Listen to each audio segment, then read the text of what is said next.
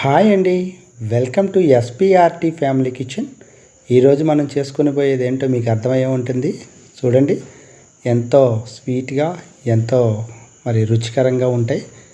ఇదే రవ్వ లడ్డు అండి. ఈ రవ్వ లడ్డుని మనం ఎలా తయారు చేసుకోవాలో చూపించబోతున్నాం. చూడండి, ఎంత చూడటానికి అంత బాగున్నాయంటే అంత బాగుంటాయి.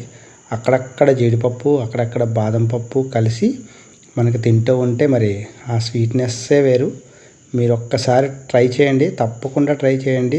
చాలా ఈజీగా, ఎంతో సింపుల్గా మనం తయారు చేసుకుంటున్నాం. అది ఎలా తయారు చేసుకోవాలో చూపించబోతున్నాం. అయితే ముందుగా మన ఛానల్ చూస్తున్న వాళ్ళు ఎవరైనా ఉంటే సబ్స్క్రైబ్ చేసుకోండి, లైక్ చేయండి, షేర్ చేయండి. అయితే ముందుగా ఉప్మా రవ్వను తీసుకొని దాన్ని ఒకసారి శుభ్రంగా చూసుకోండి, మంచిదో కాదో చెక్ చేసుకోండి.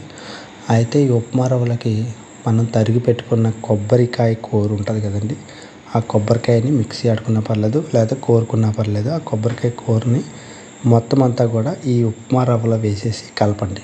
అలా కలపడం వలన ఉప్మా రవ్వలో ఉన్న పొడిదనం అంతా కూడా ఈ కొబ్బరికాయలో ఉన్న వాటర్ జ్యూసీకి అంతా కూడా పట్టుకొని ఉంటుంది. చాలా బాగుంటుంది టేస్టు. కొద్దిగా ఎక్కువ వేసుకున్నా పర్వాలేదు కొబ్బరి. అయితే ఈ కొబ్బరి అంతా కలిపి ఒక గంట నుంచి ఒక 4-5 గంటలైనా పెట్టుకోవచ్చు, లేదా ఒక 3 గంటలు అయితే సరిపోతుంది. అయితే తర్వాత స్టవ్ వెలిగించి స్టవ్ మీద కడాయి పెట్టుకుంటాం. అయితే కడాయి పెట్టుకొని దాంట్లో మనకి నెయ్యి వేసుకుంటామండి. నెయ్యి వేసుకొని మనకు ఒక 4-5 టేబుల్ స్పూన్లు నెయ్యి వేసుకొని ఆ నెయ్యిలో మనం ముందుగా తయారు చేసి పెట్టుకున్న బాదం పప్పు గింజలు ముక్కలు, అలాగే జీడిపప్పు, ఈ రెండింటిని కూడా బాగా ఫ్రై చేస్తాం. ఈ రెండింటిని బాగా ఫ్రై చేయాలి. మంచి గోల్డెన్ కలర్లో వచ్చేలా ఫ్రై చేసేసి మనం ఒక ప్లేట్లోకి తీసేసుకోవాలి. ఈ ఎప్పుడైతే గోల్డెన్ కలర్లోకి వేగేటప్పుడు మంచి స్మెల్ వస్తుంది. అలాగే మనం చేసుకునే రవ్వ లడ్డుకి బెల్లం కూడా ముఖ్యం. మరొక పక్కనే మనం బెల్లాన్ని మరపడదాం. ముక్కలుగా చేసుకునే బెల్లంలో కొద్దిగా వాటర్ వేసుకొని మరగబెట్టుకుంటాం. ఈలోపు ఇటువైపు పక్కనే మొత్తం మనకి జీడిపప్పు బాదం పప్పు బాగా వేగిపోయింది. దాన్ని అంతా ఒక ప్లేట్లోకి తీసేసుకుంటాం.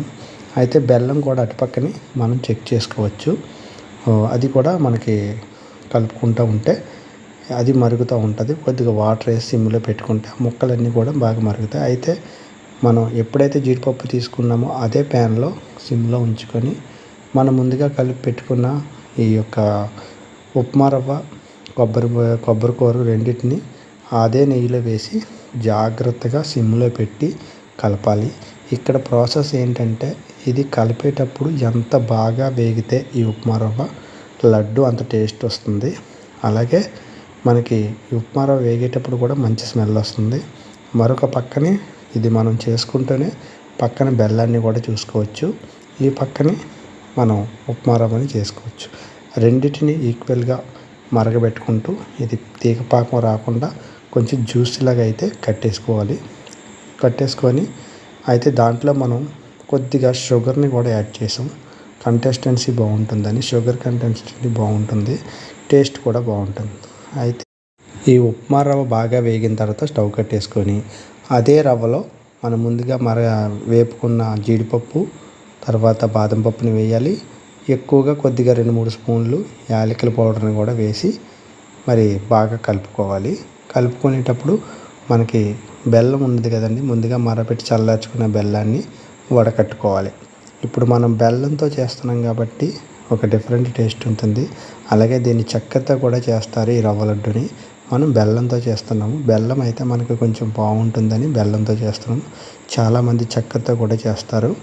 అయితే బెల్లాన్ని వడకట్టుకొని పోయడం వల్ల ఏంటంటే బెల్లంలో ఏమైనా నలకలు అలా చెత్త చెదారం ఉంటే కూడా ఇక్కడ ఆగిపోతుందని.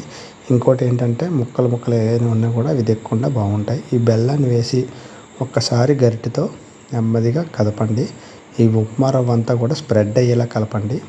కలిపిన తర్వాత కొద్దిగా చల్లారుతుంది, మరీ వేడిగా ఉండదు. అయితే చేయి పెట్టి కూడా కలుపుకోవచ్చు.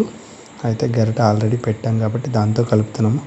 మీరు కావాలంటే చల్లగానే ఉంటుంది కాబట్టి చేయి పెట్టి కూడా కలుపుకోవచ్చు. మనం వేసిన బెల్లం అంతా కూడా ఈ ఉప్మా రవ్వకి, జీడిపప్పులకి, అలాగే బాదం పప్పులకి అంటుకొని మంచి వాసన. అందులో నెయ్యితో వేపాం కదా ఈ ఉప్మా రవ్వని. నెయ్యితో వేపడం వల్ల మరింత టేస్ట్ పెరిగిపోతుంది, చాలా బాగుంటుంది. అంతేనండి. ఎంతో ఈజీగా, ఎంతో త్వరగా, మరి ఎంతో కమ్మగా మనం చేసుకునే ఉప్మాతో చేసుకునే రవ్వ లడ్డు తయారైపోయింది. మనం ఎప్పుడైనా సరే ఈ రవ్వ లడ్డుని ఒక 10-15 నిమిషాల్లో తయారు చేసేసుకోవచ్చు. అలాగే పిల్లలకి స్నాక్స్ కింద పెట్టచ్చు. అలాగే ఈవినింగ్ ఏదైనా పండుగల టైంలో కూడా లడ్డూలు చేసుకోవాలనుకున్నప్పుడు తొందరగా తక్కువ ఖర్చుతో ఈ లడ్డూలు తయారైపోతాయి. అంతేనండి, ఎంతో మరి మృదువుగా, అలాగే ఎంతో టేస్టీగా, అక్కడక్కడ జీడిపప్పు, అక్కడక్కడ బాదం పప్పు తగులుతూ ఉంటుంది. తింటూ ఉంటే నోరు అలా చూస్తుంటేనే నోరు ఊరిపోతుంది. తింటే మరి ఎంత బాగుంటుందో చూడండి. ఒక లడ్డు తయారైపోయింది, ఇంకా 2 తయారైపోయినాయి. ఇంకా అలా లెక్క పెట్టుకుంటూ పోతే ప్లేట్ నిండా కూడా మన లడ్డూలు తయారైపోతాయి. అంతేనండి, ఎంతో ఈజీగా రవ్వ లడ్డు తయారైంది. మీరు కావాలంటే ఈ రవ్వ లడ్డుని ఈ ప్రాసెస్లో తయారు చేసి ఎలా వచ్చిందో కామెంట్ సెక్షన్లో తెలియజేయండి. మరో కొత్త రెసిపీతో మనం రేపు ముందుకు వెళ్దాం. Thank you.